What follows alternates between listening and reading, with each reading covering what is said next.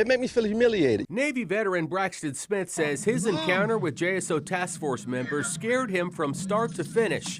After being pulled over, Put your hands out the window. handcuffed and searched, but not charged with the crime. They got me in the back seat, asked me numerous questions in regards to drug-related things, something I have no inkling of. And after that, they just let me go.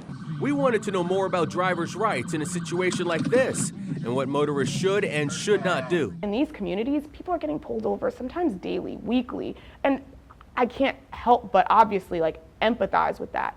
But again, it's so important to just try and stay in control. Defense attorney Lauren Prater with the Modern Law Group says your first interaction during a traffic stop with police shouldn't be a verbal one, but instead, when you first notice law enforcement's flashing lights behind you, respond with flashing lights of your own. If you're in an area where you don't feel safe, immediately you see the lights and sirens, you turn on your hazard lights, slow down so that you can acknowledge to the police officers, look, I see you, I'm not fleeing, I'm not running, I'm not hiding anything, because that's an easy situation that can go from something minimal to something extremely significant in a short period of time. Once you pulled over, you have the right to start recording your interaction with police in your car.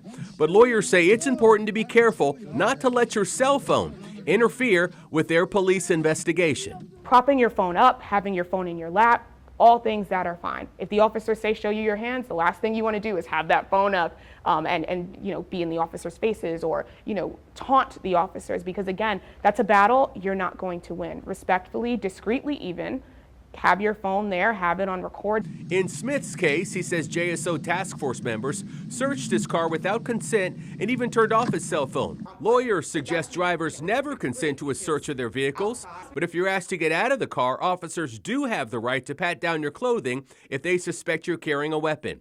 Drivers do not have to answer questions about where they were born, whether they're a U.S. citizen, or how you entered the country.